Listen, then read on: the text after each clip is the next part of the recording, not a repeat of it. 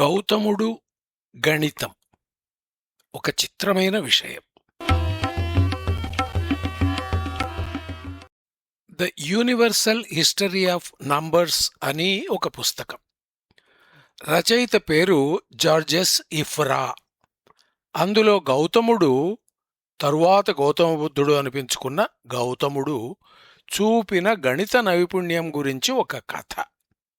ఆ కథ లలిత విస్తార సూత్ర అనే పుస్తకంలోంచి తీసినదట.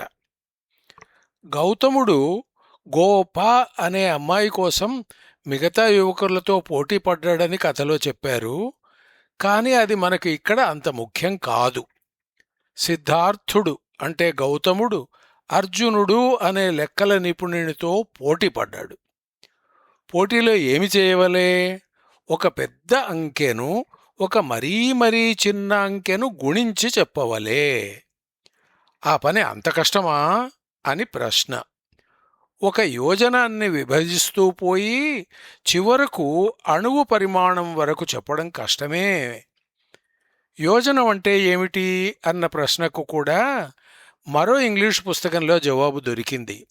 పుస్తకం పేరు here is looking at Euclid. రచయిత అలెక్స్ బెలోస్. యోజనమన్నది పాతకాలంలోని నిడివి కొలత అని, అది సుమారు 10 కిలోమీటర్లకు సమం అవుతుందని బెలోస్ చెప్పాడు. ఇప్పుడు అసలు ప్రశ్న, 10 కిలోమీటర్లలో ఎన్ని అణువులను పరచవచ్చు అని వస్తుంది. ఈ ప్రశ్నకు గౌతముడు ఇచ్చిన జవాబు, ఇది బహుశా సంస్కృత శ్లోకాలలో ఉండి ఉంటుంది, కానీ ఆంగ్ల రూపం మాత్రమే దొరికింది.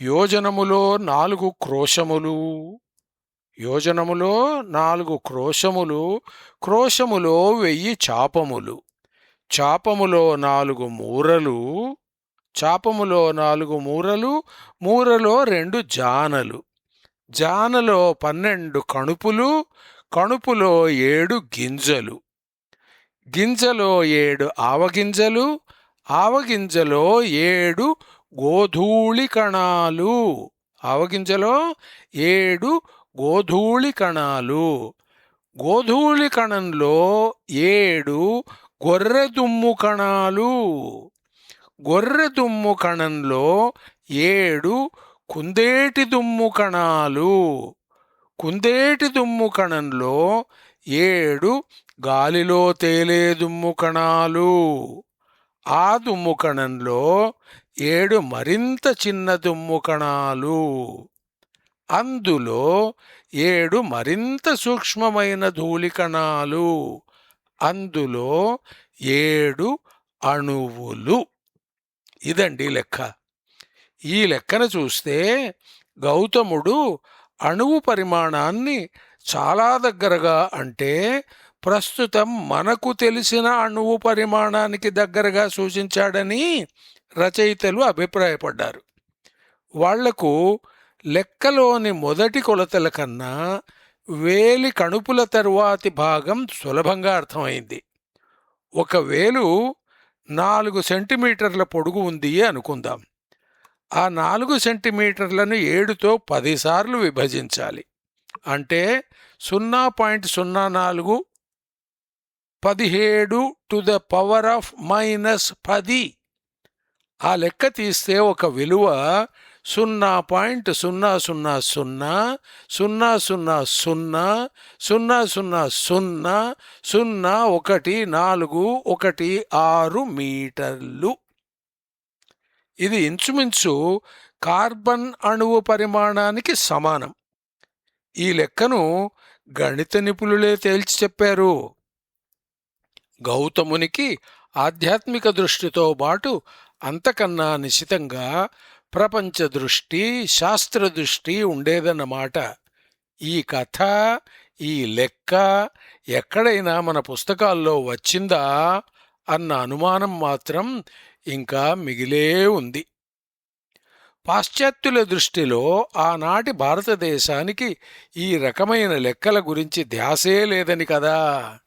భారతీయులంతా అంతర్ముఖులయ్యి తత్వం గురించి మాత్రమే పట్టించుకున్నారని ప్రపంచానికి ఒక ధారణ ఉంది. కానీ వారు పదార్థ ప్రపంచతత్వం గురించి కూడా ఇంతగా ఆలోచించారన్నది పాశ్చాత్యులకే కాదు, మనకు ఆశ్చర్యం కలగజేస్తుంది.